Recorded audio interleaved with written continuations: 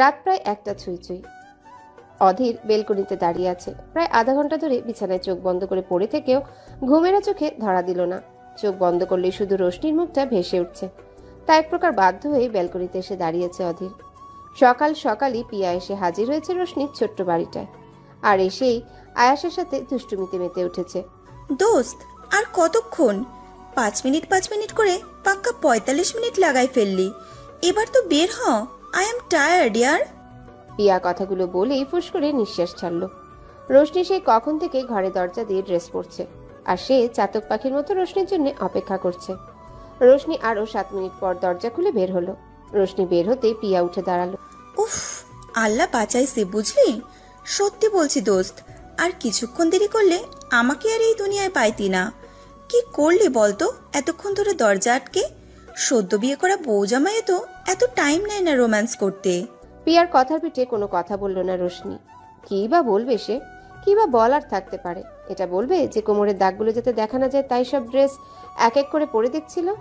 রোশনির ভাবনার মাঝে আয়েশকে বাই বলে রোশনিকে টেনে বাইরে বেরিয়ে এলো পিয়া। তারপর রিক্সা করে সোজা চলে এলো চৌধুরী ম্যানশন। 2 তলা বিশাল ডুপ্লেক্স বাড়ির সামনে রিক্সা থেকে নেমে দাঁড়ায় রোশনি আর পিয়া। রিক্সা ভাড়া মিটিয়ে সামনে তাকাতেই পিয়া বলে উঠে, আরে বাস, কি বিশাল বাড়ি দোস্ত। এমন বাড়ি তো শুধু টিভিতেই দেখেছি। রোশনিও বেশ অবাক। সত্যি বাড়িটা ভীষণ সুন্দর। বাইরে থেকে এতটা সুন্দর না জানি ভিতরটা কত সুন্দর। রোশনি আর পিয়া দুজনে মিলে ওয়েডিং প্ল্যান অ্যান্ড ইভেন্ট ম্যানেজমেন্টের কাজে জয়েন করেছে। কারণ শুধু ক্যান্টিনে কাজ করে যে টাকা আসছে তাতে মাসের শেষে টানাটানি পড়ে যায়। দুজনাই চৌধুরী ম্যানশনের বিশাল গেটের সামনে দাঁড়াতে দুজন গার্ড ওদের পথ আটকালো। পিয়া আনোয়ারা চৌধুরীর কথা বলতেই গার্ডগুলো ওদের ভিতরে যাওয়ার পারমিশন দিল। কারণ গার্ডদের আগেই থেকেই বলে রাখা হয়েছিল রোশনিরা আসলে যেন তাদের না আটকায়। রোশনিরা গেট দিয়ে ভিতরে ঢুকতেই অবাক হয়ে গেল। ভিতরটা যে এত সুন্দর বলার বাইরে। বাড়ির সামনে দিয়ে লম্বা সরু রাস্তা, আর দুই পাশে লাইন করে ছোট্ট ছোট্ট ফুলের গাছ লাগানো। তাতে সুন্দর সুন্দর ফুল ফুটে আছে। আর বাড়ির এক সাইডে ফুলের বাগান করা। না জানি কত রকমের ফুল ফুটে আছে সেখানে। গেটের কাছেই পিজি হাইড্রঞ্জা গাছ লাগানো। তাতে অসংখ্য সাদা ফুল ফুটে আছে। রোশনির চোখ যায় বাড়িটার বাঁ দিকে থাকা পুকুরটার দিকে। পুকুর থেকে কিছুটা দূরে হিজল ফুলের গাছ লাগানো।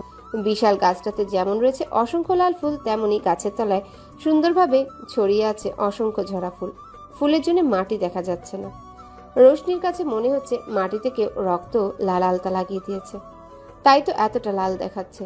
পিয়া নিজে নিজে বকবক করছে আর এদিক ওদিক তাকিয়ে তাকিয়ে এগিয়ে যাচ্ছে। হঠাৎ করেই মনে হলো তার পাশে রোশনি নেই। আর সাথে সাথেই পাশ ফিরে দেখলো সত্যিই রোশনি নেই। মেয়েটা গেল কোথায় তবে? পিয়া পিছনে তাকিয়ে দেখলো সেখানেও নেই। ডান দিকে তাকাতেই দেখতে পেল রোশনি উপরের দিকে চেয়ে আছে পলকহীন ভাবে। পিয়া রোশনির দিকে এগিয়ে গিয়ে হালকা ধাক্কা দিল। কে রে, এমন হাঁ কইরা তাকায় আছিস কেন? পিয়ার কথা শেষ হতে রোশনি হাত উঠিয়ে আঙ্গুল দিয়ে ইশারা করলো। পিয়া কিছু না বুঝে ভ্রু কুচকে উপরে তাকাতেই দেখতে পেল অনেক অনেক কালো গোলাপ। আর সাথে সাথেই মুখ খা হয়ে গেল। দোস্ত, আমরা কি কোনো রূপকথার রাজ্যে চলে এলাম নাকি? Oh my god, I can't believe it. It's wonderful, it's amazing. Roshni কিছু না বলে হাত বাড়িয়ে একটা কালো গোলাপ ছুঁতে গেলে মালি এসে ধমকে ওঠে। আর সাথে সাথে রোশনি হাত নামিয়ে নেয়। এরপর রোশনি আর পিয়া চলে যায় বাড়ির মধ্যে। বাড়ির ভিতরের দৃশ্য দেখেও দুজনের মুখ অটোমেটিক্যালি হা হয়ে যায়। এটা সত্যি যেন কোনো রাজকুমারীর স্বপ্নের রাজপ্রাসাদ। রোশনির কাছে মনে হচ্ছে সে কোনো স্বপ্নপুরীতে চলে এসেছে। রোশনি আর পিয়া এদিক ওদিক তাকিয়ে দেখছে বিশাল ড্রয়িং রুম। আর ড্রয়িং রুম থেকে সোজা দুদিক দিয়ে চলে গেছে দোতলায় যাওয়ার সিঁড়ি। প্রত্যেকটা আসবাবপত্রের ঘরে থাকে স্টাইলিশ জিনিসগুলোই বলে দিচ্ছে বাড়ির মালিকের রুচিবোধ কতটা উন্নত। রোশনি সবকিছু ভালোভাবে পর্যবেক্ষণ করে চলেছে। এদিকে পিয়ারও একই অবস্থা। হঠাৎ করেই ওদের কেউ কিছু বলে উঠল। কারা তোমরা, আর এখানে কি করছো? রোশনি আর পিয়া পিছনে ফিরতেই দেখতে পেল একজন বয়স্ক মহিলা। বয়সটা বেশি হলেও চেহারার মাধুরী এখন পর্যন্ত এক ফোঁটাও কমাতে পারেনি। চৌকা নাক, পাতলা ঠোঁট, মায়াবী দুটো চোখ, যাতে সাদা গ্লাসের চশমা পরা, কুচকানো গাল আর মাথায় সাদা চুল, আর শরীরে জড়ানো ঘিয়া রঙের সুন্দর শাড়ি। মহিলার মধ্যে কেমন একটা জমিদার গিন্নি ভাব দেখতে পাচ্ছে রোশনি। আচ্ছা, রোশনি কি একবার জিজ্ঞেস করবে এই কথা? পরক্ষণে মনের এই অদ্ভুত ভাবনাকে দূরে ঠেলে দিল। তারপর আস্তে আস্তে করে বলে উঠল, আসসালামু আলাইকুম ম্যাম। রোশনির মুখে হাসি রেখেই আনোয়ারা চৌধুরীকে সালাম দিল। ওয়ালাইকুম আসসালাম। তোমাদের তো ঠিক চিনতে পারলাম না। আনোয়ারা চৌধুরী চশমাটা বাম হাতে ঠিক করতে করতে বলে উঠলেন। তখনই পিয়া বলে উঠল, জি, আমরা the dream and trust wedding planner and event ম্যানেজমেন্টের থেকে এসেছি। মিস্টার জামাল আমাদের পাঠিয়েছেন। ও, তোমরাও ওখান থেকে এসেছো? ভালোই হয়েছে, তোমরা এসে গেছো। বসো, তোমাদের সব বুঝিয়ে দিই। রোশনি আর পিয়া সোফায় বসে পড়ল, আর আনোয়ারা চৌধুরীও সিঙ্গেল সোফায় আরাম করে বসলেন। আনোয়ারা চৌধুরী বলে উঠলেন, আমার নাতির এঙ্গেজমেন্ট আর বিয়ের জন্য তোমাদের আসতে বলেছে। আর 15 দিন পর আমার এক নাতির এঙ্গেজমেন্ট, আর 2 মাস পর আমার বড় নাতির বিয়ে। আসলে বড় নাতির এঙ্গেজমেন্ট হয়ে গেছে, তাই আমি চাই সব কিছু যেন একদম ঠিকঠাক হয়, কোনো কমতি যেন না থাকে। বাড়ি সাজানো, খাবার, পোশাক সব কিছু পারফেক্ট চাই। রোশনি হেসে বলে উঠল, ডোন্ট ওয়ারি ম্যাম, আমরা পারফেক্টলি হ্যান্ডেল করব, নো প্রবলেম। আনোয়ারা বেগমও যেন হাফ ছেড়ে বাঁচলেন। মেয়েটাকে দেখে ওনার মন বলছে মেয়েটা সব সামলে নেবে। রোশনির মুখটা যেন একটু বেশি মায়ায় ভরা মনে হচ্ছে আনোয়ারা চৌধুরীর। এদিকে পিয়া একটু ওয়াশরুমে যায়, আর রোশনি আর আনোয়ারা চৌধুরী বসে আরো কিছু বিষয় নিয়ে আলোচনা করছে। তখনই সেখানে হেলতে দুলতে আদিল এসে দাদিজানের সোফার হাতলের উপর বসে দাদির কাঁধে হাত রাখে। সুইটি, কি করছো এখানে? আর উনি বা কে? রোশনি এবার আদিলের দিকে তাকালো। ফর্সা, লম্বা, কিউট করে একটা ছেলে, মাশাআল্লাহ। বডি দেখে মনে হচ্ছে জিমের সাথে তার সম্পর্কটা বেশ গভীর।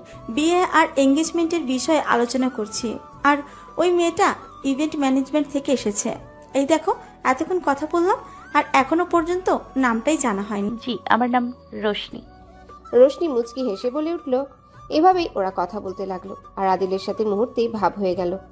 আদিল রোশনিকে নিয়ে পুরো বাড়িটা দেখাতে নিয়ে গেল, কারণ পুরো বাড়িটা ডেকোরেশন করার জন্য প্রথমে বাড়িটাকে ভালো করে দেখে নিতে হবে, তারপরেই বোঝা যাবে কিভাবে সাজালে ভালো হবে। আদিল রোশনিকে নিয়ে দোতলায় যায়। উপরে গিয়ে সবকিছু ঘুরে ঘুরে দেখাচ্ছিল আদিল। হঠাৎ করে আদিলের ফোনে কল আসে। মোবাইলের স্ক্রিনে নিশা নামটা দেখেই আদিল বাঁকা হাসলো। এটা তার নিউ গার্লফ্রেন্ড, মাত্র 2 দিন হলো মেয়েটা পটেছে। আদিল রোশনিকে একা ঘুরে দেখতে বলে চলে যায়, আর রোশনিও ঘুরে ঘুরে সব দেখতে থাকে। হঠাৎ করে একটা রুমের সামনে গিয়ে থেমে যায় রোশনি। কালো রঙের দরজাটা অল্প খোলা, আর সেটুকু দিয়ে দেয়ালে টানানো বড় একটা ছবি দেখা যাচ্ছে। ছবিতে একটা ছেলে বসে জুতার ফিতা বাঁধছে। ছেলেটার মুখটা দেখা যাচ্ছে না দরজার জন্য, শুধু গলার নিচ থেকেই দেখতে পাচ্ছে রোশনি। তবু রোশনি বেশ বুঝতে পারলো ছেলেটা মারাত্মক রকম সুন্দর। রোশনি ভাবলো একবার উকি দিলে কেমন হয়। রোশনি দরজায় হাত দিতেই মনে হলো অপরিচিত কারো রুমে এমন উকি দেওয়া নিশ্চয়ই কোনো ভদ্রমেয়ের কাজ নয়। আর রোশনি যথেষ্ট ভদ্রমেয়ে, তার এসব করা একদমই মানায় না। রোশনি দরজা থেকে হাত সরিয়ে পিছনে ফিরে পা বাড়াতে নিলেই গম্ভীর, শক্ত, পুরুষালী পরিচিত কণ্ঠ শুনে থেমে যায়, আর তার সাথে থেমে যায় হৃৎপিণ্ড। তারপরে তুমুল গতিতে চলতে শুরু করে অবাধ্য হৃৎপিণ্ড। চোখ দুটো আপনা আপনি বন্ধ হয়ে যায়। দুহাতের জামা খামচে ধরে খিচে দাঁড়িয়ে থাকে। হেই, হু আর ইউ? আমার রুমে উকি কেন দিচ্ছিলে? অধীরের কথা শুনে রোশনি যেন আরো জমে গেল। হঠাৎ করেই রোশনির মনে হলো তাকে এখান থেকে যাওয়া উচিত, কারণ দ্বিতীয়বার এই লোকটার মুখ দেখার, লোকটার সাথে কথা বলার কোনো রকম ইচ্ছে রোশনির নেই। রোশনি একটা ছোট্ট নিঃশ্বাস ফেলে চলে যাওয়ার জন্য পা বাড়াতেই অধীর আবারও বলে উঠল, হেই, স্টপ দেয়ার, ডোন্ট মুভ। রোশনিও থেমে যায়, আর অধীর রোশনির সামনে এসে দাঁড়ায়। অধীরে যেন বিশ্বাসই হচ্ছে না তার সামনে তিলক কন্যা দাঁড়িয়ে আছে। অধীর অবাক চোখে তাকিয়ে আছে রোশনির দিকে। অধীরের নজর থমকে যায় রোশনির নাকে। রোশনির নাকে অ্যান্টিকের নোসপিন। প্রথম যেদিন রোশনিকে দেখেছিল সেদিন ছিল না। ইনফ্যাক্ট কালো রোশনির নাকে নোসপিন দেখেনি অধীর। ফর্সা মুখটাতে যেন নোসপিনটা মারাত্মক সুন্দর লাগছে। রোশনি অধীরের দিকে তাকিয়ে আছে। অধীরের চোখ দুটো ভীষণ শান্ত লাগছে রোশনির কাছে।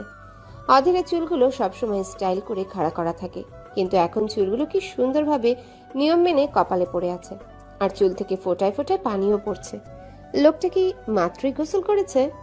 অধীরের প্রশস্ত লোমহীন বুকের দিকে দৃষ্টি যেতেই মুখটা কেঁপে উঠল রোশনি। বেশিক্ষণ তাকিয়েও থাকতে পারলো না, চোখ নামিয়ে নিল।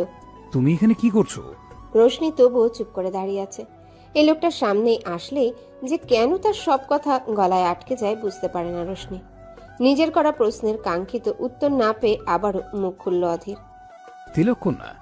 অধীরের কণ্ঠ শান্ত, আর অধীরের এমন শান্ত ভাবে তিলক কন্যা বলাতে আরো এক দফা কেঁপে উঠল রোশনি, আর সাথে সাথেই শুরু হলো হিচকি। রোশনিকে হিচকি দিতে দেখে ভ্রুকুচকে তাকালো অধীর। এই মেয়ে, সবসময় এমন হিচকি দিতে থাকো কেন? এখানে দাঁড়িয়ে থাকবে, একদম নড়বে না। অধীর দ্রুত পা ফেলে রুমে ঢুকে গেল, আর রোশনি কিছু না বুঝে তাকিয়ে রইল অধীরের যাওয়ার দিকে। অধীর ঠিক যতটা দ্রুত রুমে গেল ঠিক ততটাই দ্রুতই পানির গ্লাস হাতে বেরিয়ে এলো। রোশনির সামনে গ্লাস ধরে বলে উঠল, ড্রিঙ্ক ইট। রোশনিও বিনা বাক্যে অধীরের হাত থেকে গ্লাস নিয়ে পানি খেতে লাগলো। অধীরের দিকে তাকিয়ে জোরে জোরে পানি খেতে গিয়েই কাশি উঠে গেল। রোশনি কেমন কাশতে দেখে অধীর রোশনির হাত থেকে গ্লাস নিয়ে রোশনির পিঠে হালকা করে চাপড় দিতে লাগলো। আর কিছুক্ষণের মধ্যেই কাশিটা সেরেও গেল। অধীর ভ্রুকুচকে বলে উঠল, প্রবলেম কি তোমার? হ্যাঁ, যখনই তোমায় দেখি তখনই কিছু না কিছু একটা বাঁধিয়ে বসো।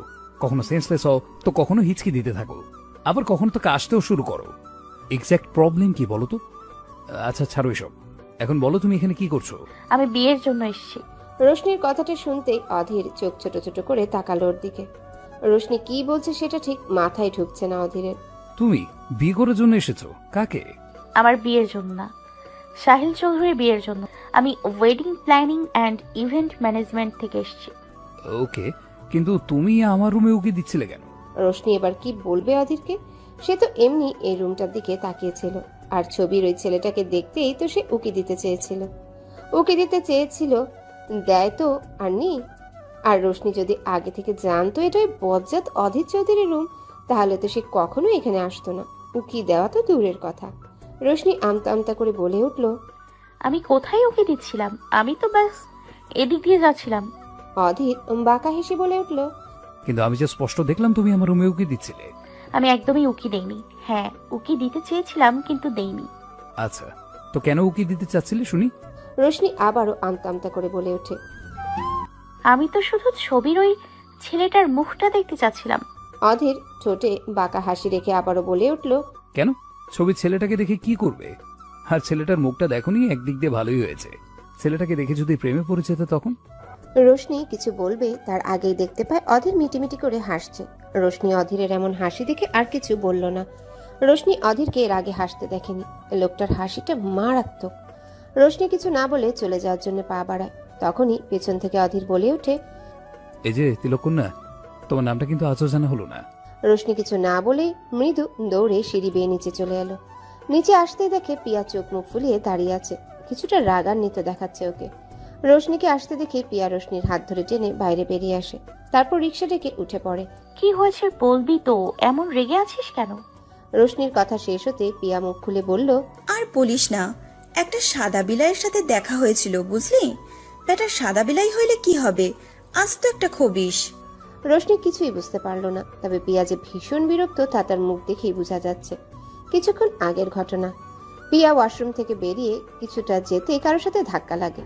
তাকিয়ে দেখে ফর্সা করে কিউট একটা ছেলে কানে মোবাইল ধরে দাঁড়িয়ে আছে। পিয়া আদির দিকে তাকিয়ে বলে ওঠে, এই যে মিস্টার সাদা বিলাই, দেখে চলতে পারো না? দিলে তো ধাক্কা। চোখ কি বেবির কাছে রেখে আসছো নাকি? আদি নিশার সাথে কথা বলছিল। হেঁটে হেঁটে কথা বলতে বলতে কখন যে পিয়ার সামনে এসে গেছে বুঝতেই পারেনি, তাই তো ধাক্কা লেগে গেছে। আদি সামনে তাকাতেই দেখতে পায় সামনে একটা মেয়ে দাঁড়িয়ে। মেয়েটা যথেষ্ট সুন্দরী। সে হাঁ করে পিয়ার দিকে তাকিয়ে থাকে, আর নিশা এদিকে আদিকে সমানে বেবি বেবি করে ডেকেই যাচ্ছে, যা পিয়া স্পষ্ট শুনতে পাচ্ছে। আদির কাছে মেয়েটাকে প্রথমে কিউট লাগলেও মেয়েটার কথা শুনে আর তার কাছে কোনোভাবেই কিউট লাগছে না। আদি ফোনটা কেটে চোখ ছোট ছোট করে বলে উঠল, এই যে কথা বলা পুতুল, আমি না হয় আমার চোখ দুটোকে বেবির কাছে দিয়ে রেখেছি, কিন্তু তুমি তোমার চোখ দুটো কার কাছে রেখে এসেছো? নাকি বিক্রি করে বাদাম ভাজা খেয়ে নিয়েছো? আদির কথায় ফুঁসে উঠল পিয়া। এই ছেলেকে দেখতে যতটা মাসুম দেখায় আসলে ততটা নয়। বুঝি বুঝি, সামনে এমন হট অ্যান্ড চকলেট বয় থাকলে সব মেয়েরাই চোখে সর্ষে ফুল দেখে। আমি জানি তুমি ইচ্ছে করে আমাকে ধাক্কা দিয়েছো, but I don't mind baby. বলেই আদি বাম চোখ মারে, আর পিয়া হাত ভাঁজ করে সোজা হয়ে দাঁড়ায়। কে হট অ্যান্ড চকলেট বয়? তুমি আয়নায় কখনো নিজের মুখটা দেখেছো? কোন অ্যাঙ্গেল থেকে তোমার মনে হয় তুমি হট অ্যান্ড চকলেট বয়? যেই আয়নায় তোমাকে এমন মনে হয় সেই আয়না না তাড়াতাড়ি বদলে ফেলো, বুঝলে? তোমাকে দেখে আমার একটা গান মনে পড়ে গেল, শুনবে? পিয়া আদির উত্তর শোনার প্রয়োজন মনে না করে গেয়ে উঠল, कभी देखा है तूने शीशे में खुद को अकल से खच्चर शक्ल से बंदर हरकतें है कुंडो बाली बातों से तू है मवाली। আদি রেগে কিছু বলতে যাবে তার আগে পিয়ার চোখ টিপে শীষ বাজাতে বাজাতে চলে যায়। এদিকে পিয়ার মুখে এসব শুনে রোশনি মুচকি হাসতে শুরু করে। পিয়া চোখ রাঙিয়ে তাকাতে রোশনি মুখে আঙ্গুল দিয়ে চুপ হয়ে যায়। বিকেলে রোশনি আর আয়াস মিলে পাশের একটা পার্কে যায়। ওরা পার্কে ঢুকতে দেখে বেঞ্চে বসে আছে জয়। গায়ের সাদা রঙের শার্টটাও ঘামে ভিজে গেছে। বারবার হাতে থাকা ঘড়ির দিকে তাকাচ্ছে জয়। কি জানি কতক্ষণ ধরে বসে অপেক্ষা করছে ভ্যাপসা গরমের মধ্যে। রোশনি মুচকি হেসে ওর দিকে এগিয়ে গেল আর সোজা জয়ের পাশে কিছুটা দূরত্ব রেখে বসে পড়ল। জয় এবার রোশনির দিকে তাকালো। এই মেয়েটার জন্য সে পুরো 30 মিনিট ধরে অপেক্ষা করছে, আর তার এখন আসার সময় হলো। একটাবার সরি তো দূরে থাক, কেমন আছিস সেটা পর্যন্ত জিজ্ঞাসা করলো না। এমনকি তার পাশে যে কোনো ছেলে বসে আছে সেদিকেও যেন তার খেয়ালই নেই। জয় ভেবে পায় না এই মেয়েটা শুধু তার বেলাতে কেন এমন ড্যাম কেয়ার ভাব দেখায়। জয় কিছু বলতে যাবে তার আগেই আয়াস এসে জয়ের সামনে দাঁড়ালো। জয় মুখে হাসি টেনে বলে উঠল, high mister Chhotu, WhatsApp? I good. তোমার কি খবর বলো? আজ কতক্ষণ ধরে ওয়েট করছিলে? বলেই মুচকি মুচকি হাসতে লাগলো আয়াস। আর জয় একবার রোশনির দিকে তাকিয়ে অসহায় গলায় বলে উঠল, বেশি না, মাত্র 30 মিনিট। থ্যাংক গড, আধা ঘন্টা পর হলো এলে। আমি তো ভাবলাম তোমরা আসবেই না। আসলে কি বলতো, তোমাদের জন্য যে জয় নামে কোনো অসহায় ছেলে অপেক্ষা করছে সেটা কারো মনই থাকে না। এই রোদের মধ্যে গেমে নিয়ে একাকার হয়ে অপেক্ষা করা আমার নিত্যদিনের রুটিন হয়ে গেছে। রোশনি যেন জয়ের কথাগুলো শুনতেই পেল না, এমন ভাব করে জয়ের হাতে থাকা বাদাম ভাজার কাগজটা কেড়ে নিয়ে খেতে শুরু করলো। এদিকে জয়ের কানে ফিসফিসিয়ে বলে উঠল আয়াস, তোমার জন্য আমার মাঝে মাঝে ভীষণ সিম্পিতি পায় জানো। তবে লেগে থাকো, ঠিক একদিন পড়ে যাবে। বলছিস? লেগে থাকতে আমার কোনো আপত্তি নেই, কিন্তু তোর এই নিরামিষ বোন কি আদৌ পড়বে? আমার তো ডাউট আছে। পুরো একটা বছর লেগে গেছি তোর বোনের অপেক্ষা থাকতে থাকতে, দেখবি আমি দুনিয়া থেকেই না চলে যাই। বয়স তো আর কম হলো না বল, পুরো 27 বছর। তোর মুখ থেকে জিজু আর শোনা হলো না রে। জয়ী ডাকতে থাক, ভীষণ দুঃখ, বুঝলি, ভীষণ দুঃখ। জয়ের দুঃখ শুনে আয়াস যে একটু সিম্প্যাথি দেখাতে যাবে তার আগেই রোশনি চোখ ছোট ছোট করে বলে উঠল, এই তোমরা দুজনে কি এত ফিসফিস করছো শুনি? জয় কপালে জমে থাকা ঘামটুকু মুছে নিয়ে বলে উঠল, আমার দুঃখের কথা বলছি, তোমার তো আর আমার দুঃখ দেখার সময় নাই, তাই লিলিপুটের কাছে দুঃখের কথা বলতে হচ্ছে। ও ওকে, তুমি কন্টিনিউ করো। বলে আবারও বাদাম খাওয়ায় মন দিল। জয় আবার আয়াসের দিকে তাকিয়ে বলে উঠল, বুঝলি ছোটু, আর মনে হয় বেশি দিন বাঁচবো না। সকাল বিকাল যদি এমন জ্বলে থাকি তাহলে কি বাঁচা যায় বল? জয় আরো কিছু বলতে যাবে তার আগে রোশনি চোখ রাঙিয়ে জয়কে চুপ করিয়ে দিল। আর ওদের দিকে তাকিয়ে আয়াস মুখ টিপে হাসতে লাগলো। তারপর ওরা আরো কিছুক্ষণ ঘোরাঘুরি করে সন্ধ্যার আগে বাড়ি ফিরে এলো। আর বাড়িতে ফিরে চাচির কিছু তেতো কথাও শুনলো ওরা। রাত বেশ গভীর। পাশেই গুটিসুটি মেরে আয়াস ঘুমিয়ে আছে। রোশনির চোখে ঘুম নেই, তবে ঠোঁটের কোণে মুচকি হাসি লেগে আছে ওর। আজও ভীষণ খুশি, কারণ জয়ের সাথে দেখা হয়েছে। জয়ের সাথে ওর প্রতিদিন দেখা হয় না, সপ্তাহে একদিন দেখা হয়। জয় একটা কোম্পানিতে চাকরি করে, তাই প্রতিদিন সময় করে উঠতে পারে না জয়। তাই তো সে সপ্তাহে একটা দিন এসে দেখা করে যায় রোশনির সাথে। তবে প্রতিদিনই কথা হয় ওদের। জয় রোশনিকে প্রচন্ড ভালোবাসে, এটা রোশনিও জানে। 1 বছর আগেই ওকে প্রপোজ করেছিল জয়। সেদিন বেচারা কি নার্ভাসটাই না ছিল, পুরো ঘেমে নিয়ে একাকার অবস্থা। রোশনি ভীষণ হাসি পাচ্ছিল সেদিন। সামান্য প্রপোজ করাতেও যে কোনো ছেলের এমন অবস্থা হতে পারে তা রোশনি জানা ছিল না। সেদিন রোশনি শুধু একটা কথাই বলেছিল জয়কে, দেখো জয়, আমি এখন রিলেশনে যেতে চাচ্ছি না। আমি এই বিষয়ে এখনো ভাবিও নি। আর সবচেয়ে বড় কথা, আমরা খুব ভালো ফ্রেন্ড। সো এসব ফালতু কথা চিন্তা ভাবনা মাথায় এনে আমাদের ফ্রেন্ডশিপটা নষ্ট করো না। ব্যাস। এরপর প্রায় 2 মাসের মতো আর এই ব্যাপারে কিছু বলেনি জয়। কিন্তু 2 মাস পর থেকে আবারও শুরু। আর রোশনিও ওকে বারবার না করে এসেছে, কিন্তু জয় যেন হার মানতেই চায় না, লেগে থাকে রোশনির পেছনে। তবে প্রথম দিকে জয়ের প্রতি রোশনির ফিলিংস না থাকলে এখন রোশনি জয়ের জন্য কিছু ফিল করে। তবে সেটা ভালোবাসা নাকি অন্য কিছু রোশনি জানে না। জয়ের এত এত কেয়ার রোশনিকে বাধ্য করছে ওর প্রতি দুর্বল হতে। তবে রোশনি কিছুদিন যাবৎ বুঝতে পারছে সেও এই পাগলাটে ছেলের প্রেমে পড়ে গেছে। তবুও জয়কে বুঝতে দিচ্ছে না রোশনি। ছেলেটাকে আরো একটু নাকে দড়ি দিয়ে ঘোরাতে চায়ও, এত সহজে হ্যাঁ সে বলবে না। এসব ভেবেই মুচকি হাসে রোশনি। তারপর একসময় ঘুমিয়েও পড়ে। আরো কয়েকটা দিন কেটে গেছে। আজ সকাল সকালই চৌধুরী ম্যানশনে চলে এসেছে রোশনি আর পিয়া। আনোয়ারা চৌধুরী খাটে বসে আছেন, তারই সামনে নোটবুক হাতে দাঁড়িয়ে আছে রোশনি আর পিয়া। আর মাত্র 5 দিন বাকি, কালকেই সিঙ্গাপুর থেকে চলে আসবে সাহিলের উডবি নাতাশা জামান। পেশায় একজন ফ্যাশন ডিজাইনার। ফ্যাশন ডিজাইনের উপর কোর্স করতেই ওখানে যাওয়া নাতাশা। সাহিলের সাথে 3 বছরের সম্পর্ক ওর। কাল রাতেই আনোয়ারা চৌধুরী নাতাশাকে ফোন করে জানিয়েছে এঙ্গেজমেন্টের কথা। এদিকে আনোয়ারা চৌধুরী সবকিছু বুঝিয়ে বলছেন রোশনিদের, কিভাবে সাজাতে হবে, খাবারের মেনুতে কি কি থাকবে, আরো অনেক কিছু। রোশনি পিয়াকে দাদিজানের কাছে রেখে বাইরে আসে। তারপর দুজন লোককে ডেকে ডেকোরেশনের জন্য যা যা লাগবে সবকিছু আনতে বলে। ওরাও চলে যায় নিজেদের কাজে। রোশনি আরো কয়েকজনকে কিছু কাজ বুঝিয়ে দিচ্ছে। তখন একটা মেয়ে সার্ভেন্ট রোশনির পাশ কেটে যাচ্ছিল অধীরের রুমে, অধীরের ব্ল্যাক কফি দিতে। হঠাৎ করেই তখন ওই মেয়েটাকে আনোয়ারা চৌধুরী ডেকে ওঠেন। ম্যাম, আমি অধীর স্যারের জন্য কফি নিয়ে যাচ্ছিলাম। দাদিজান তখন রোশনির দিকে তাকিয়ে বলে ওঠে, রোশনি, যা তুই কফিটা অধীরকে দিয়ে আয়। রোশনি কথাটা শোনা মাত্র যেন জমে গেল। ওই লোকটাকে কেন যেন ভীষণ ভয় পায় রোশনি, আবার রাগও হয়। সেদিন কি জোরেই না চেপে ধরেছিল হাত আর কোমর, এখনো দাগ পড়ে আছে। ব্যথাটা অবশ্য নেই। রোশনি আমতা আমতা করে বলে ওঠে, কিন্তু ম্যাম আমি কেন? আনোয়ারা চৌধুরী একটা ধমক দিয়ে বলে উঠলেন, এই, তোকে বলছি না আমাকে ওই সাদা চামড়ার লোকেদের মতো ম্যাম ম্যাম করবি না, দাদি বলে ডাকবি। আর একবার ম্যাম বলতে শুনলে দেব একটা। আর এখন যা, কফিটা দিয়ে আয়, অনেক কাজ বাকি আছে, জলদি যা। উনি আর কিছু না শুনেই চলে গেলেন। কাজের মেয়েটা রোশনির সামনে দাঁড়িয়ে বলে উঠল, ম্যাম, কফিটা নিয়ে যান, দেরি হলে স্যার রাগ করবে। মেয়েটার কণ্ঠটা বেশ ভীত শোনালো। রোশনি এবার মেয়েটার দিকে তাকালো। গোল গোল শরীরে ইউনিফর্ম পরা। রোশনি খেয়াল করলো এই বাড়িতে শেফ সার্ভেন্ট সবারই একই রকম ড্রেস, শুধু দুটো মেন শেফের ড্রেস আলাদা, আর বডিগার্ডের ড্রেসগুলো সব কালো। রোশনির ভাবনার মাঝেই মেয়েটা আবারও বলে উঠল, ম্যাম প্লিজ তাড়াতাড়ি করুন, নয়তো। রোশনি এবার মেয়েটার হাত থেকে কফির মগ সহ ট্রে হাতে তুলে নিল। তারপর সিঁড়ি বেয়ে উপরে উঠতে শুরু করলো। যতই সিঁড়ি দিয়ে উঠছে ততই যেন জমে যাচ্ছে রোশনি। তবুও সামনের দিকে এগোতে থাকলো রোশনি। অধীরের রুমের সামনে দাঁড়িয়ে কয়েকবার জোরে জোরে নিঃশ্বাস নিল। যাবে কি যাবে না ভাবতেই মন বলে উঠল, না গেলে ব্যাপারটা খুব বাজে হবে। তাই আর একটা লম্বা নিঃশ্বাস নিয়ে দরজায় আস্তে করে টোকা দিল। সাথে সাথেই সেই গম্ভীর কণ্ঠস্বর শোনা গেল, কাম ইন। রোশনি দরজা ঠেলে ভেতরে ঢুকলো। দেখলো অধীর বিছানায় বসে ল্যাপটপে কাজ করছে এক মনে। রোশনি কাপা কাপা পায়ে অধীরের সামনে দাঁড়াতেই অধীর ল্যাপটপে চোখ রেখে বলে উঠল, দেরি কেন হলো? আমি ডিসিপ্লিন মেনটেন না করে চলা পছন্দ করি না। Why are you late? Roshni কি বলবে বুঝতে পারছে না। অধীর এখনো ল্যাপটপের দিকে তাকিয়ে আছে। রোশনি কিছু না বলে ট্রে থেকে কফির মগ তুলে অধীরের দিকে এগিয়ে দেয়।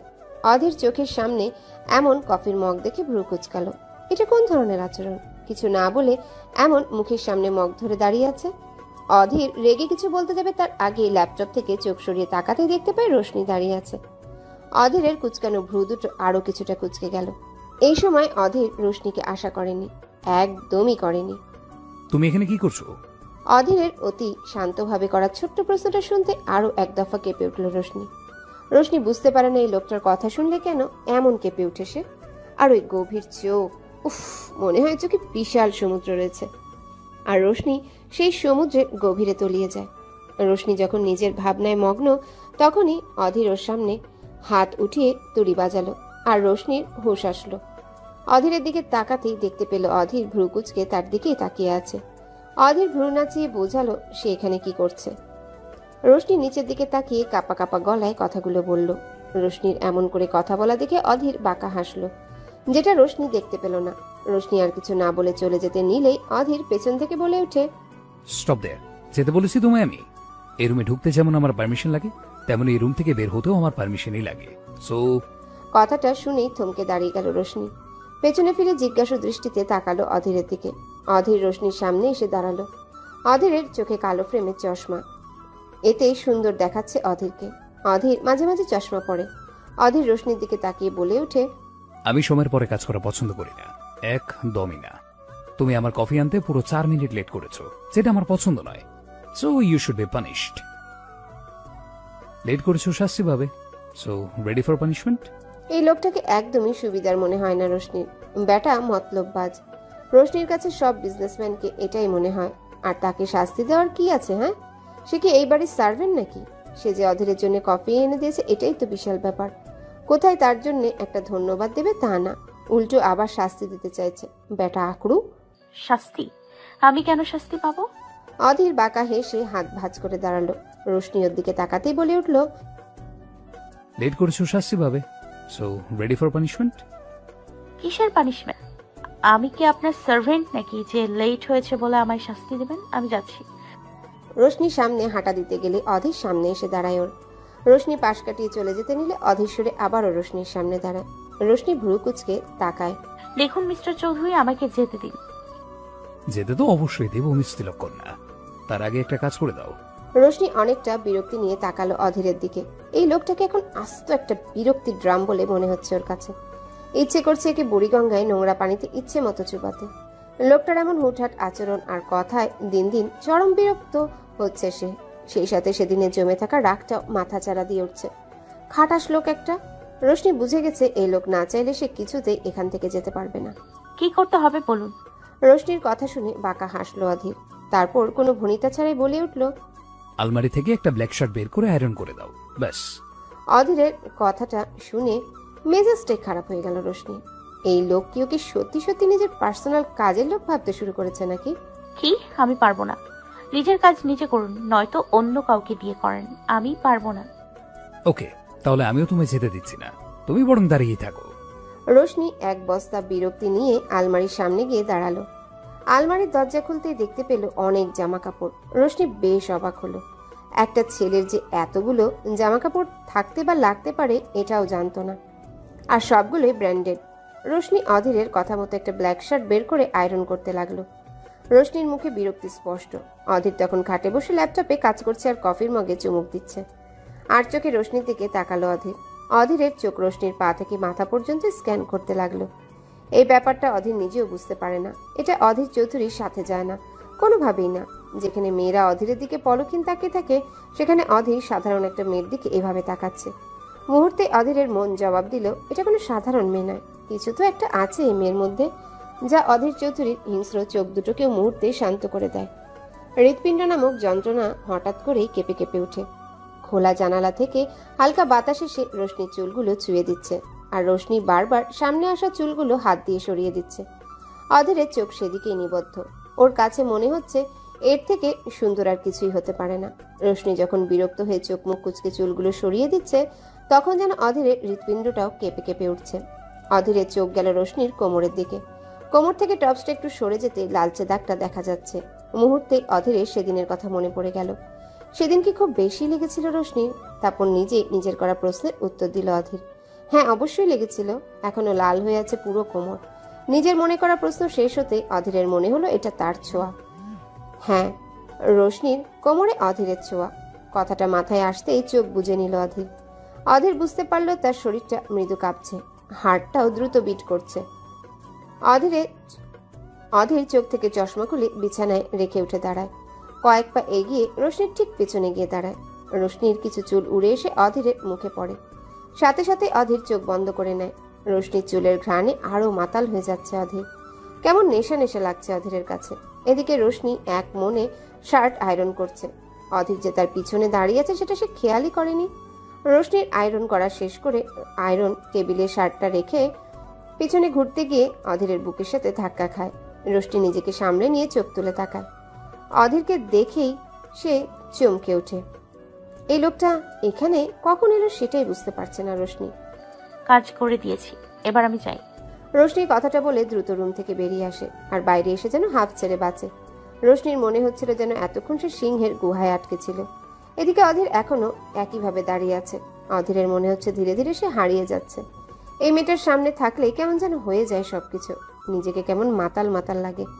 অধীর নিজের মনে বিড়বিড় করে ওঠে, ও সামনে থাকলে আমার সবকিছু এলোমেলো কেন হয়ে যাচ্ছে? Adhir, you have to stay away from her. Adhir Chowdhury কখনো কোনো মেয়ের দিকে এইভাবে তাকাতে পারে না। So control yourself, just ignore her. অন্যদিকে পিয়া ঘুরে ঘুরে সব কাজ সবাইকে বুঝে দোতলার দিকে যায়। সিঁড়ি বেয়ে উঠতে ধাক্কা খায় আদির সাথে। দুজনের দিকে তাকাতে দুজনের কপালে ভাঁজ পড়ে। সেটা যে স্পষ্ট বিরক্তি প্রকাশ করছে সেটা বলার অপেক্ষা রাখে না। এই যে মিস্টার সাদা বিলাই, উপস সরি, শুধু সাদা বিলাই না, সাদা কানা বিলাই। চোখ আজ কোন বেবির কাছে রেখেছো? আদিলও এবার ফুঁসে উঠল। একে তো এই মেয়েটাকে ধাক্কা দিয়েছে, তার উপর আবার সাদা কানা বিলাই বলছে। আজ এই মেয়েকে সে কিছু তেতো কথা শুনিয়ে ছাড়বে। ওই মেয়ে ঝগড়াটে, আমাকে তুমি বিলাই বলছো, তাও আবার কানা বিলাই। আমাকে কোন অ্যাঙ্গেল থেকে তোমার বিড়াল মনে হলো? আর আমি যদি বিলাই হই তাহলে তুমি কি? তুমি তো ঝগড়াটু, জঙ্গলি বিলাই। এই একদম ঝগড়ুটে বলবে না, আমি মোটেই ঝগড়ুটে না, তুমি নিজেই তো ঝগড়া করছো। আর শোনো, আমার সামনে এইভাবে হুটহাট আসবে না, নয়তো এমন এক মুক্কা দিব যে পুরো মুখের জিওগ্রাফি বদলে যাবে। আদি চোখ বড় বড় করে পিয়ার দিকে তাকিয়ে আছে। এমের সাহস কত তারই বাড়িতে দাঁড়িয়ে তাকেই মারার হুমকি দিচ্ছে। না, এই মেয়েকে আজ কিছুতেই ছাড়া যাবে না। তুমি আমার সামনে দাঁড়িয়ে আমাকে মারার হুমকি দিচ্ছ? আমি যদি এখন তোমায় এখান থেকে ধাক্কা দিয়ে ফেলে দেই তখন? আদির কথা শুনে বাঁকা হাসলো পিয়া, মুখে হাসি রেখেই বলে উঠল, তোমার মতো মিনি বিলাইয়ের পক্ষে এটা পসিবল নয়। পিয়ার কথা শুনে আরো কিছু বলতে যাবে তার আগেই সেখানে এসে দাঁড়ালো সাহিল। আদির পিপ চাপড়ে বলে উঠল, কি চলছে এখানে? সাহিল দেখ না, এই ঝগড়াটু মেয়ে কখন থেকে ঝগড়া করেই যাচ্ছে আমার সাথে। একে তোমায় ধাক্কা দিয়েছে, তার উপরে সাদা কানা বিলাই বলছে, এখন আবার মিনি বিলাইও বলল। আদির কথায় হু হু করে হেসে উঠল সাহিল। তার সাথে যোগ দিল পিয়াও। পিয়া বুঝতে পেরেছে দেখতে বডি বিল্ডার হলেও আদি এখনো পুরো বাচ্চাদের মতো। সাহিলকে কেমন বাচ্চাদের মতো করে ওর নামে অভিযোগ করছিল। পিয়ার সত্যিই ভীষণ হাসি পাচ্ছিল। সাহিল এবার পিয়ার দিকে তাকালো। Hi, I am Sahil. পিয়াও মুচকি হেসে বলে উঠল, হ্যালো, আই এম প্রিয়া। এদিকে রোশনি একটা রুমে বসে কাগজের লিস্ট তৈরি করছে। তখনই রোশনির ফোনটা বেজে উঠল। ফোনের দিকে তাকিয়ে দেখলো জয় ফোন করেছে। সাথে সাথে মুখে হাসি ফুটে উঠল রোশনির। ফোনটা হাতে নিয়ে নিজেকে কিছুটা গম্ভীর করে ফোন রিসিভ করলো। কি করছো? এই তো কাজ করছি, বিয়ের জন্য কি কি লাগবে তার লিস্ট বানাচ্ছি। তুমি কি করছো? তোমার কথাই ভাবছিলাম। আর কতদিন এভাবে ঝুলিয়ে রাখবে বলো তো? জয়ের কথায় মুচকি হাসলো রোশনি, জয়কে বুঝতে না দিয়ে। কতবার না বলেছি আমাকে এসব বলবে না। তোমাকে আমি ঝুলে থাকতে বলেছি নাকি? অন্য মেয়ের সাথে প্রেম করে নাও। সেটা করার হলে তো খুবই করে নিতাম। আচ্ছা বাদ দাও, কি হচ্ছে কিছু? এভাবে আরো কিছুক্ষণ কথা বলে রোশনি ফোন কাটে। তারপর রুম থেকে বেরিয়ে আসে। সব কাজ শেষ করে সন্ধ্যার আগে রোশনি আর পিয়া বাড়ি ফেরার উদ্দেশ্যে বের হয়। আর বাইরে আসতেই রোশনি কালো গোলাপের গাছটার দিকে তাকায়। এই ফুলগুলো ভীষণভাবে টানে ওকে। রোশনি নিজেরও ইচ্ছে করে ওদের মাঝে নিজেকে মিশিয়ে নিতে। পিয়া তাকিয়ে দেখলো রোশনি ফুলের দিকে তাকিয়ে আছে অপলক। পিয়া রোশনিকে ধাক্কা দিতেই রোশনি ধ্যান ভাঙে। তারপর দুজনে হাঁটা দেয়। এদিকে বারান্দায় দাঁড়িয়ে কফির মগে চুমুক দিতে দিতে অধীর রোশনিকেই দেখছিল। এই মেয়েকে বেশ অদ্ভুত লাগে অধীরের কাছে। অধীর যখন রোশনিকে নিয়ে ভাবতে ব্যস্ত তখনই পাশে রাখা ফোনটা কাঁপতে শুরু করলো। মোবাইলের দিকে তাকাতেই দেখতে পেল দিদাম নামটা ভেসে আছে। অর্থাৎ ডায়ানা ফোন করেছে। ওর পুরো নাম দিদাম আহমেদ ডায়ানা। নামটা দেখা মাত্রই কপালে ভাঁজ পড়ল অধীরের। এই মুহূর্তে তার বিন্দুমাত্র ইচ্ছে করছে না ওর সাথে কথা বলার। তবুও নিজের ইচ্ছার বিরুদ্ধে ফোনটা রিসিভ করে রুমে চলে গেল অধীর। কাজগুলো কে করবে শুনি? কাজের কথাই বাদই দিলাম, সকালের রান্না কে করবে? কি এমন চাকরি করিস যে সংসারের কাজ করার সময় হয় না? কয় টাকা বেতন পাস? সব কাজ সেরে রান্না করে যে চুলোয় যাওয়ার সেই চুলোই যা। আমার বাড়িতে থাকতে হলে কাজ করে থাকতে হবে, কাউকে বসিয়ে বসিয়ে গেলাতে পারবো না আমি। চাচির তেতো কথাগুলো শুনে পাথরের মতো শক্ত হয়ে দাঁড়িয়ে আছে রোশনি। মনের মধ্যে তোলপাড় হলেও বাইরে থেকে বেশ শক্ত দেখাচ্ছে ওকে। আজকে নাতাশা জামানের আসার কথা চৌধুরী ম্যানশনে। সেই হিসেবে আজ রোশনিকে তাড়াতাড়ি যেতে বলেছিল আনোয়ারা চৌধুরী। তাই তো সকালে কাজ কিছুটা গুছিয়ে চাচিকে বলেছিল সকালে রান্নাটা করে নিতে। রান্না করে যেতে গেলে অনেকটা দেরি হয়ে যাবে রোশনির। রান্নার কথা বলতেই এতগুলো কথা শুনতে হলো চাচির থেকে। সারাদিন তো শুয়ে বসে নয়তো পাশের বাড়িতে গিয়ে গল্প করতে করতেই কাটানো নি। কোনো কাজই করেন না, সব রোশনিকে একা হাতে সামলাতে হয়। কি এমন হতো আজ যদি উনি রান্নাটা একটু করতেন? রোশনির হঠাৎ করে মায়ের কথা ভীষণ মনে পড়ছে। তার মা থাকলে নিশ্চয়ই এমন করতো না। রোশনি তো এটাও জানে না যে তার বাবা মা আদৌ বেঁচে আছে কিনা। রোশনি মাঝে মাঝে ভীষণ অভিমান হয় ওনাদের উপর। রোশনিকে একা রেখে কোথায় চলে গেছে ওরা? বাবা মার কথা মনে হলেই রোশনির চোখের কোণে পানি জমা হয়। আজও তার ব্যতিক্রম হলো না। কেউ দেখে ফেলার আগেই তাড়াতাড়ি চোখ মুছে নিল রোশনি। তারপর চলে গেল রান্না করতে। আয়াস এখনো ঘুমিয়ে আছে। রান্নাটা নিজের জন্য না হলেও আয়াসের জন্য তাকে করতেই হবে। চাচি নিশ্চয়ই ওকে রান্না করে খাওয়াবে না, তার নিজের ব্যবস্থা সে ঠিকই করে নিবে। আজ সারাদিন না খেয়ে থাকতে হবে আয়াসকে। তাই তো রান্না করে চলে এলো রোশনি। সে কিছুতেই তার ভাইটাকে না খাইয়ে থাকতে দেবে না। রোশনি চুলোয় ভাত বসিয়ে সবজিগুলো কাটতে শুরু করে। রান্না শেষ করে রুমে এসে দেখে আয়াস রেডি হয়ে গেছে স্কুলে যাওয়ার জন্য। রোশনি ওড়না দিয়ে মুখ মুছতে মুছতে আয়াসের সামনে গিয়ে দাঁড়ালো। বাবা, আজ একাই রেডি হয়ে গেলি যে, কি ব্যাপার? হ্যাঁ, আয়াস সুন্দর করে হেসে বলে উঠল, কারণ আমি তো আর ছোট থাকছি না, বড় হয়ে যাচ্ছি। আর বড় ছেলেরা নিজে থেকেই রেডি হতে পারে। আর এমনিতেও তোমার দেরি হয়ে গেছে আজ। পিয়াদি তোমায় অনেকবার ফোন করেছে। আমি ঘুম থেকে উঠে দেখি পিয়াদি ফোন দিয়েছে, বললো তুমি যেন তাড়াতাড়ি চলে যাও। পিয়াদি ওখানে অলরেডি চলে গেছে, তুমি তাড়াতাড়ি করো বাড়ি। রোশনি আয়াসের কপালে চুমু এঁকে দিল। এদিকে পিয়া একা একা সবকিছু সামলাতে পারছে না। রোশনি যে কেন আজই এত দেরি করছে বুঝতে পারছে না পিয়া। নিশ্চয়ই কিছু হয়েছে। পিয়া কয়েকজনকে কিছু কাজ বুঝিয়ে দেয়। তারপর পিয়া পাশে তাকাতে দেখে ফুলের ডালা পড়ে আছে। পিয়া আশেপাশে তাকিয়ে দেখলো এটা সরানোর মতো কেউ নেই, তাই বাধ্য হয়ে নিজেই ফুলের ঝুড়ি হাতে তুলে নিল। কিন্তু ফুলের ঝুড়ি অনেকটা বড় হওয়ায় পিয়া সামনের দিকটা ঠিকমতো দেখতে পারছে না। তবুও কোনো রকম সামনে এগুতে কিছুর সাথে ধাক্কা খেলো, আর সাথে সাথেই ফুলের ঝুড়ি সহ মেঝেতে পড়লো। পিয়া চোখ বন্ধ করে রাগ কমানোর চেষ্টা করছে। এমনিতে রোশনির এখন পর্যন্ত না আসায় মেজাজ খারাপ হয়ে আছে, আর তার উপর কোন হাদায় ধাক্কা দিল কে জানে। সামনে যেই থাকুক আজ তাকে পুরো ধুয়ে দিবে পিয়া। এসব ভেবে চোখ খুলে তাকায়। সামনে দাঁড়ানো মানুষটাকে দেখে মাথাটা আরো এক দফা গরম হয়ে গেল পিয়ার। এই ছেলে কি আর কিছু পায় না ধাক্কা দেওয়ার জন্য? বারবার তাকেই কেন ধাক্কা দেয়? পিয়া চোখ মুখ শক্ত করে উঠতে নিলেই বুঝতে পারে কোমরে কেমন ব্যথা অনুভূত হচ্ছে। পড়ে গিয়ে নিশ্চয়ই তার কোমরটা শহীদ হয়ে গেল। পিয়া মনে মনে ভেবে নেয় আজ যদি তার কোমর ভাঙে তবে বজ্জাত ছেলেটার মুখটাও সে ভেঙে দেবে। পিয়াকে আমার সাথে কি শুধু ধাক্কা খেতে ইচ্ছে হয় নাকি? হ্যান্ডসাম ছেলে দেখলি ধাক্কা দিতে ইচ্ছে হয়, তাই না? আর ধাক্কা দিছো তো এমন ভ্যাটকে আসো কেন? অধীর এমন কথা শুনে পিয়ার রাগ এবার যেন আকাশ ছুঁল। চোখ মুখ শক্ত করে পিয়া বলে উঠল, এই যে মাগুর মাছ, সবসময় তুমি তো আমাকে ধাক্কা দাও, আবার বড় বড় কথাও ঝাড়ো। তোমাকে বলছি না আমার সামনে আসবা না।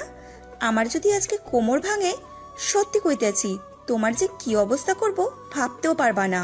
তুমি আবার আমাকে থ্রেট দিচ্ছ? তোমার সাহস দেখে আমি অবাক হয়ে যাই। আদিল চৌধুরীর সামনে দাঁড়িয়ে তুমি তাকে মারার হুমকি দিচ্ছ। তবে আমি বুঝে গেছি তুমি তো শুধু আমাকে ছোঁয়ার বাহানা খোঁজো, তাই হুটহাট এভাবে ধাক্কা দাও, right? I don't mind baby. Piya তাকিয়ে দেখে আদি মুচকি মুচকি হাসছে।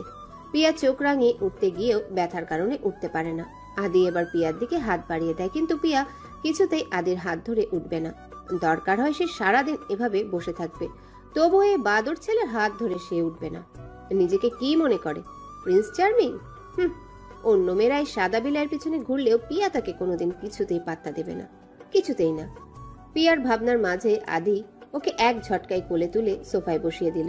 ঘটনাটা এত দ্রুত ঘটলো যে পিয়া কিছু বুঝে উঠতেই পারল না। আর যখন ব্যাপারটা বুঝতে পারলো তখন কিছু বলতে যাবে তার আগে শীষ বাজাতে বাজাতে চলে গেল আদি। আর আহাম্মকের মতো বসে রইল পিয়া। এভাবে কিছুক্ষণ বসে থাকার পর পিয়া উঠে দাঁড়ালো। এখন কিছুটা কম মনে হচ্ছে ব্যথা পিয়ার কাছে। বেশ অনেকক্ষণ পর রোশনি চৌধুরী ম্যানশনে এসে পিয়ার সাথে কথা বলে কাজ শুরু করে দেয়। রোশনি দোতলায় যায় ডেকোরেশনের কিছু কাজ দেখতে। সব ঠিকঠাক করে রোশনি চলে আসতে গিয়েও থেমে যায়। অধীরের রুমের দিকে তাকিয়ে ভাবতে থাকে। কালো গোলাপের গাছটাকে বাইরে থেকে দেখতে যতটা ভালো লাগে তার চাইতেও বেশি ভালো লাগে অধীরের রুমের খোলা বারান্দা থেকে। রোশনি ভাবে সে কি একবার গিয়ে দেখবে, আবার ভাবে না, যেচে পড়ে সিংহের গুহায় ঢোকার কোনো মানে নেই। কিন্তু আবারও মনে হয় এখন তো অধীর রুমে নেই, ইনফ্যাক্ট বাড়িতেও নেই। সেই সুযোগে গেলে মন্দ হয় না, শুধু একবার দেখে নিয়ে চলে আসবে। যা ভাবা তাই কাজ। রোশনি এদিক ওদিক তাকিয়ে অধীরের রুমে দরজা খুলে আস্তে করে রুমে ঢুকে যায়। রুমের মধ্যে ঢুকে এদিক ওদিক তাকাতে চোখ বড় হয়ে যায়। এত সুন্দর করে পুরো রুম গোছানো, আর রুমের জিনিসগুলো ভীষণ ইউনিক। এর আগে যদিও রোশনি এই রুমে একবার এসেছে, কিন্তু এতটা খেয়াল করেনি রোশনি। সামনে সিংহ দাঁড়িয়ে থাকলে কি আর এসব দেখার উপায় থাকে? রোশনি, কি করছিস তুই? যখন তখন ওই বজ্জাটা চলে আসতে পারে। এদিক ওদিক না থেকে যা করতে এসছিস তাই করে জলদি বের হ এই সিংহের গুহা থেকে, নয়তো তোকে এখানে দেখলে একদম কাঁচা চিবিয়ে খেয়ে নেবে। রোশনি নিজে নিজে বিড়বিড় করে বারান্দাটার দিকে হাঁটা দেয়। আর বারান্দায় পৌঁছে মুখে হাত দিয়ে দাঁড়িয়ে যায় রোশনি। যতটা সুন্দর আশা করেছিল তার থেকেও অনেক বেশি সুন্দর দেখাচ্ছে ফুলগুলো। রোশনি বিস্ময় নিয়ে আরো কিছুটা সামনে এগিয়ে যায়। অবাক চোখে তাকিয়ে দেখতে থাকে। মনে হচ্ছে যেন সে কোনো রূপকথার রাজ্যে চলে এসেছে, আর সেই রাজ্যের রাজকুমারী। ফুলগুলো যেন তাদের রাজকুমারীর সামনে তাদের নিজেদের সৌন্দর্য প্রকাশ করতেই ব্যস্ত, যেন সৌন্দর্যের প্রতিযোগিতা চলছে। রোশনির ঘোর যেন কাটছেই না, ইচ্ছে করছে ওদের মাঝে হারিয়ে যেতে, একটু ছুঁয়ে দিতে। আচ্ছা, ও যদি ফুলগুলোকে আলতো হাতে ছুঁয়ে দেয় তাহলে কি ওরা লজ্জা পাবে? লজ্জায় মাথা নুয়ে নেবে, নাকি তখনও তারা তাদের সৌন্দর্য প্রকাশে মাথা উঁচু করে দাঁড়িয়ে থাকবে? এমনই উদ্ভট চিন্তা করতে করতে ফুলগুলোকে ছুঁয়ে দেওয়ার দারুণ ইচ্ছা জাগলো মনে। রোশনি আস্তে আস্তে কয়েক কদম এগিয়ে গিয়ে হাত বাড়িয়ে ফুলগুলোকে ছুঁতে যেও আর ছুঁল না। হাত নামিয়ে পিছনে ঘুরে দাঁড়ালো। রোশনির মনে হচ্ছে রুমে কেউ এসেছে, অধীর নয় তো। অধীরের নামটা মাথায় আসতেই কেঁপে উঠল রোশনি। ওই বজ্জাতটা যদি জানতে পারে রোশনি চুপি চুপি রুমে এসেছে তাহলে আজও শেষ। আচ্ছা, এখান থেকে রোশনিকে নিচে ফেলে দিলে কি সে মরে যাবে, নাকি শুধু কয়েকটা হাড্ডিই ভাঙবে, নাকি অন্য কোনো উপায়ে মারবে? রোশনি ভাবতে থাকে এখান থেকে তাকে পালাতে হবে, সেটাও অধীরকে ছাপিয়ে। রোশনি এক কোণে দাঁড়িয়ে রুমে উকি দেয়। যা ভেবেছে তাই, বজ্জাতটা আসার আর সময় পায়নি। এখনো এখান থেকে বের কিভাবে হবে? কিছুক্ষণ পর রোশনি দেখলো অধীর ওয়াশরুমে ঢুকলো, আর এই সুযোগে রোশনি ধীরে ধীরে বারান্দা থেকে রুমে চলে এলো। কিন্তু দরজা পর্যন্ত পৌঁছাতেই বুঝতে পারলো ওয়াশরুম থেকে অধীর বের হচ্ছে, কারণ সে স্পষ্ট শুনতে পাচ্ছে দরজা খোলার আওয়াজ। রোশনি ভয়ে জমে গেল। কি করবে ভাবতে ভাবতে মনে হলো পর্দার পিছনে লুকিয়ে পড়লে মন্দ হয় না। রোশনি তাড়াতাড়ি করে পর্দার পিছনে লুকিয়ে পড়ল। এদিকে অধীর ওয়াশরুম থেকে বেরিয়ে টাওয়াল দিয়ে হাত মুখ মুছে শরীরে জড়ানো কালো শার্টটা খুলে সোফায় ছুঁড়ে মারল, আর সাথে সাথে বেরিয়ে এলো জিম করা সুঠাম 6 প্যাক বডি। রোশনি এতক্ষণ ধরে অধীরের উপরই নজর রাখছিল, কখন অধীর সরবে আর রোশনি এখান থেকে পালাবে। অধীরকে হঠাৎ এমন উদাম গায়ে দেখে রোশনির চোখ বড় বড় হয়ে যায়। লজ্জায় চোখ নামিয়ে নিলেও হিচকিটাকে আর আটকাতে পারল না। হিচকির আওয়াজ কানে যেতেই অধীর ভ্রু কুচকে ফেলল। তার মনে হচ্ছে এখানে রোশনি আছে। সে যখন রুমে ঢুকলো তখনই সে রোশনির গায়ের মিষ্টির গন্ধটা পেয়েছে, হয়তো পারফিউমের গন্ধ। কিন্তু প্রথমে নিজের ভুল মনে করলেও এখন মনে হচ্ছে রোশনি এখানেই আছে। অধীর টাওয়াল রেখে রুমের দিকে এদিক ওদিক তাকায়, আর রোশনি মুখ চেপে ধরে দাঁড়িয়ে আছে। হিচকি কমার বদলে বেড়েই চলেছে ক্রমাগত। রোশনির নিজের উপরই এখন বিরক্তি লাগছে। একটু কিছুতেই কেন যে সে ঘাবড়ে যায়, ঘাবড়ে না গেলে তো আর হিচকিটা উঠত না। অধীর আশেপাশে তাকাতেই মনে হলো পর্দার পেছন থেকে আওয়াজ আসছে, তাই সেদিকটাই এগিয়ে যায়। অধীরকে আসতে দেখে চোখ মুখ খিচে বন্ধ করে নেয় রোশনি, আরো শক্ত হয়ে দাঁড়িয়ে থাকে। অধীর পর্দা সরাতেই হাত তুলতে অধীরের ফোন বেজে ওঠে। অধীর আর পর্দা না সরিয়ে ফোন হাতে ব্যালকনিতে চলে যায়, আর রোশনিও সময় নষ্ট না করে এক ছুটে বাইরে বেরিয়ে আসে। আর বাইরে বেরিয়ে এসে হাঁপ ছেড়ে বাঁচে। এদিকে অধীর কথা শেষ করে রুমে আসতে গেলে চোখ যায় নিচে পড়ে থাকা ছোট্ট ঝুমকোটার দিকে। অধীর ভ্রু কুচকে ঝুমকোটা তুলে নেয়। অধীর ভাবতে থাকে এটা কার কানের দুল, আর এখানেই বা কি করে এলো। পর মুহূর্তেই মনে হলো এটা রোশনির নয় তো। অধীর ঝুমকাটা হাতে নিয়ে রুমে চলে আসে, তারপর পর্দা সরিয়ে দেখে কেউ নেই। দরজার দিকে তাকাতেই দেখতে পায় দরজা খোলা। অধীরের স্পষ্ট মনে আছে সে রুমে ঢুকে দরজা লক করেছিল। অধীর এবার বুঝতে পারে এখানে তাহলে রোশনিই ছিল। সাথে সাথে বাঁকা হাসে অধীর। তারপর কিভাবে যেন ঝুমকাটা যত্ন সহকারে কাবার্ডে রেখে দেয়। অধীর এটা কেন করলো সে নিজেও জানে না, জানতে চায়ও না। ওর শুধু মনে হলো জিনিসটা ওর কাছে ভীষণই দামি, আর এই দামি জিনিসটাকে তার খুব যত্নে লুকিয়ে রাখা উচিত। এয়ারপোর্টে দাঁড়িয়ে আছে সাহিল আর আদিল। নাতাশাকে রিসিভ করতেই এসেছে ওরা। আদি এদিক ওদিক তাকাতেই দেখলো একটা সুন্দর দেখতে মেয়ে হেঁটে আসছে।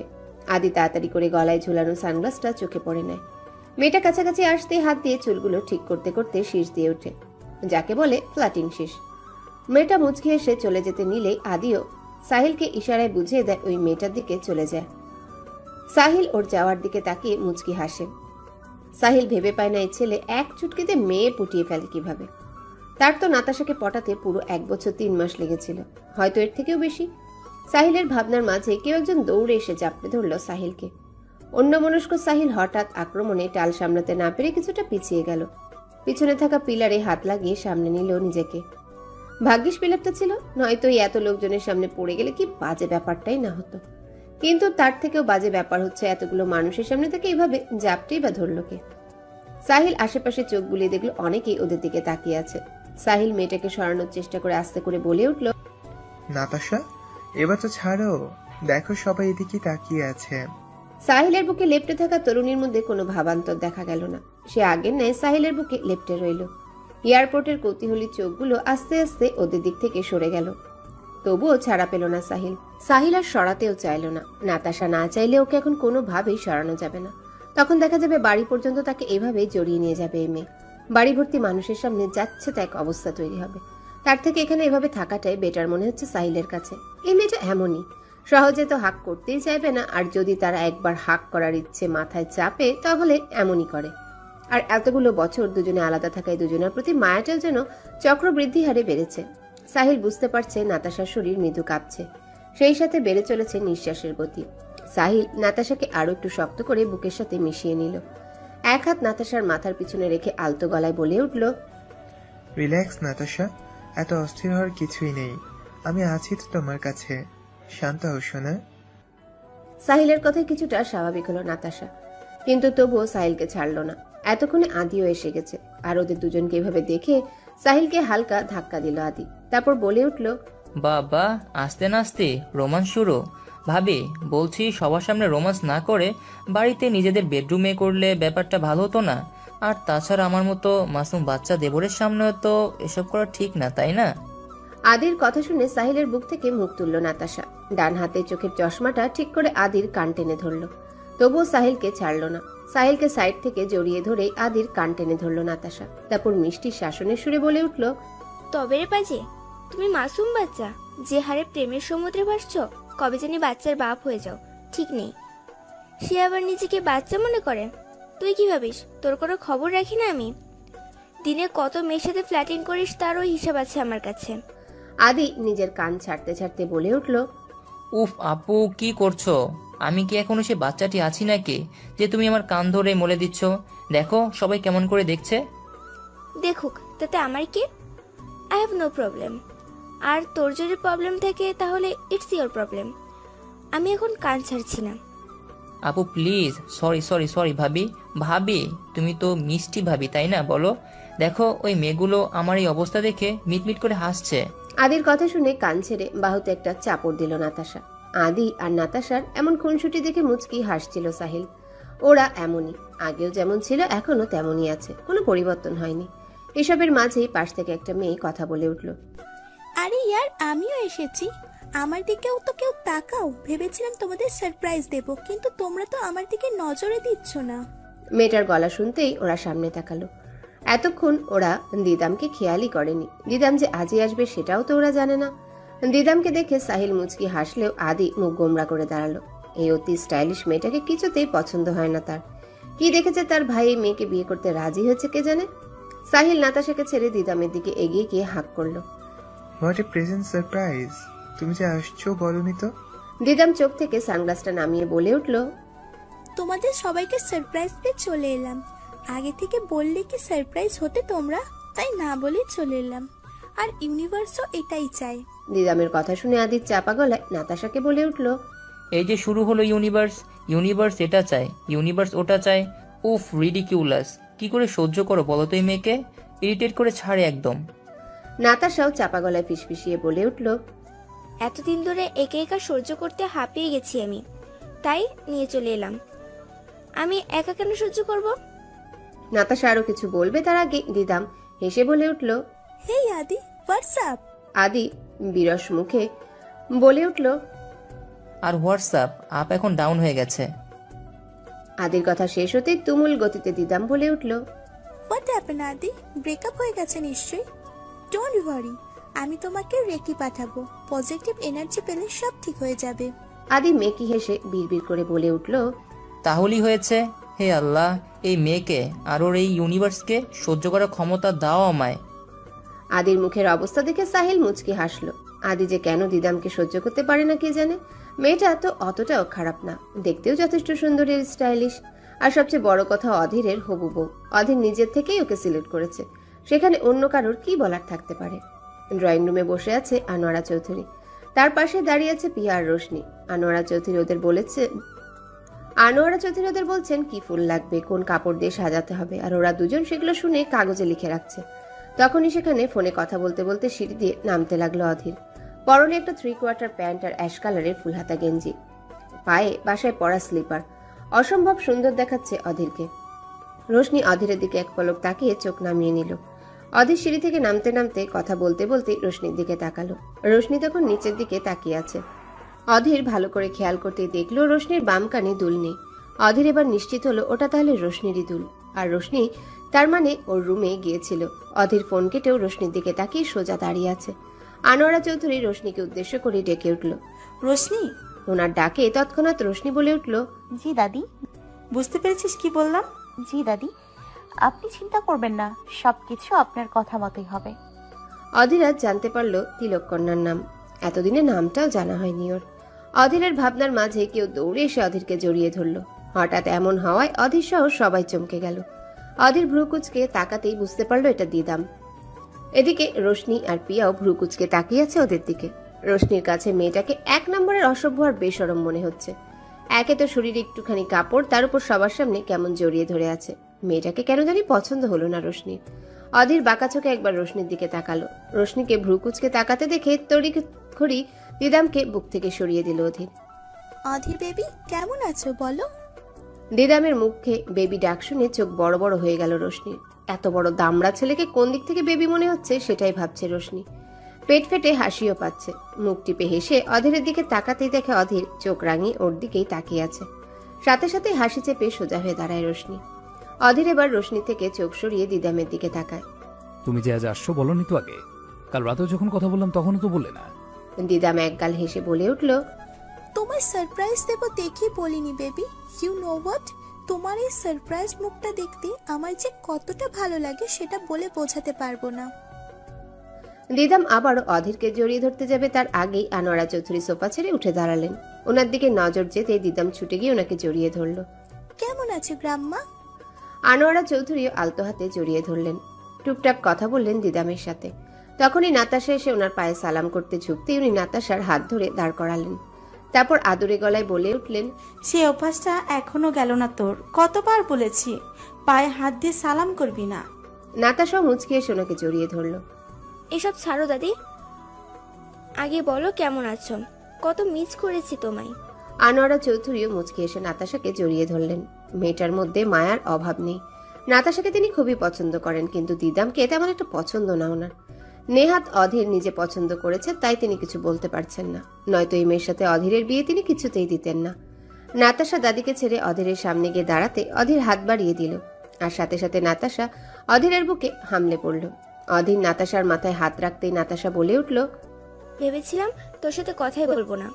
পুরো 6 মাস তুই আমার সাথে যোগাযোগ করিসনি, কিন্তু ওই যে আমার দয়ার শরীর, তুই জানিস যে আমার রাগ কিভাবে ভাঙাতে হয়, তাই সেই টেকনিকটাই ইউজ করিস সবসময়। আর আমিও সাথে সাথে গলে যাই। নাতাশার কথা শুনে মুচকি হাসলো অধীর। নাতাশাকে সে নিজের বোনের চাইতে কম ভালোবাসে না। বলতে গেলে নাতাশাই অধীরের বেস্ট ফ্রেন্ড। গত কয়েক মাস মেয়েটার সাথে কন্ট্যাক্ট করা হয়ে ওঠেনি। বরাবরের মতো জিদ দেখিয়ে নাতাশা নিজেও অধীরকে ফোন বা টেক্সট করেনি। আর যখনই অধীর ভুল করে আর নাতাশা ওর উপর রেগে যায়, ঠিক তখনই এইভাবেই অধীর ওর সামনে হাত বাড়িয়ে দাঁড়ায়। আর নাতাশা অমনি সব ভুলে অধীরের বুকে ঝাঁপিয়ে পড়ে। নাতাশা অধীরের মধ্যে ওর ভাইকে দেখতে পায়। ওর ছোট্ট ভাইটা বেঁচে থাকলে হয়তো অধীরের মতোই হতো। অধীরের মতোই ভালোবাসতো, রাগ ভাঙাতো আর আগলে রাখতো। এরপর ওখানে অধীরের মা ঝুমা চৌধুরী আসেন। দিদামকে দেখে তার কি খুশি। দিদামও একগাল হেসে ঝুমা আন্টি করতে করতে ওনার কাছে চলে গেল। এইদিকে নাতাশাকে বেশ পছন্দ হলো রোশনির। প্রথম দেখাতেই মনে হলো মেয়েটা ভীষণ ভালো। আর সবচেয়ে বেশি ভালো লেগেছে অধীর আর নাতাশার সম্পর্কটাকে, ওদের বন্ধুত্বটাকে। এর মাঝে হাতে থাকা ফোনটা কেঁপে উঠল রোশনির। ফোনের স্ক্রিনে চোখ রাখতেই দেখতে পেল জয় ফোন করেছে। সাথে সাথেই ঠোঁটের কোণে হাসি ফুটে উঠল রোশনির, যা অধীরের চোখের আড়াল হলো না। মনে প্রশ্ন জাগলো, কে ফোন করেছে? যার ফোন পেতেই রোশনির ঠোঁটের কোণে হাসি ফুটে উঠল। তবে কি স্পেশাল কেউ? চৌধুরী ম্যানশনে যেন উৎসব চলছে। হই হুল্লোড়ে মেতে উঠেছে পুরো বাড়ি। বসার রুমে ভিড় জমেছে আজ। সারি সারি চেয়ার পেতে তাতে চোখ বুজে বসে আছে ছোট বড় সবাই।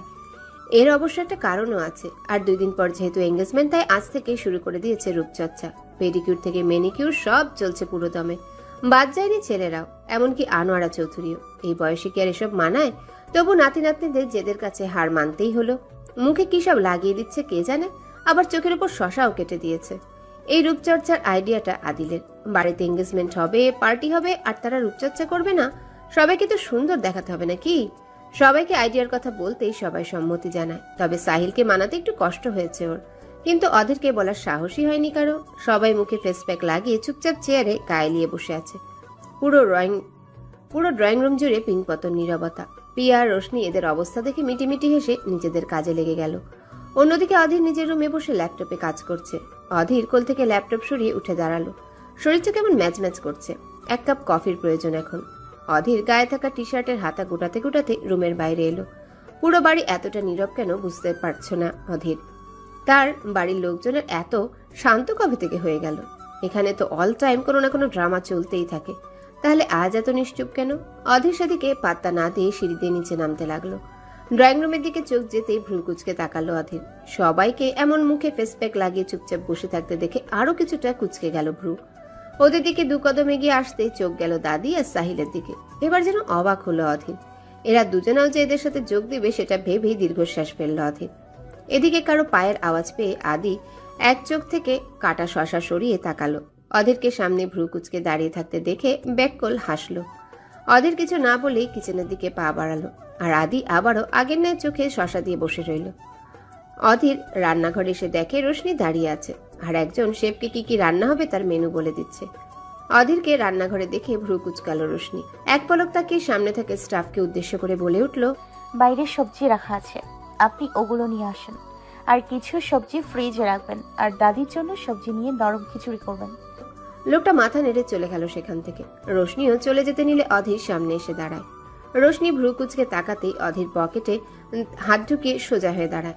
রোশনি অধীরকে উদ্দেশ্য করে বলে ওঠে, কি সমস্যা, পথ আটকালেন কেন? কোনো প্রশ্ন ছাড়া কফি মেশিনটা নিয়ে আমার রুমে এসো। অধীর কথার প্রেক্ষিতে রোশনি কিছু বলবে তার আগে অধীর চোখ রাঙিয়ে তাকালো রোশনির দিকে। রোশনির আর সাহস হয়ে উঠল না কিছু বলার। অধীর রান্নাঘর থেকে বেরিয়ে যেতেই রোশনি বিড়বিড় করে বলে উঠল, এটা খুবিস, আমাকে কি তোর কাজের লোক মনে হয় যে সব করব?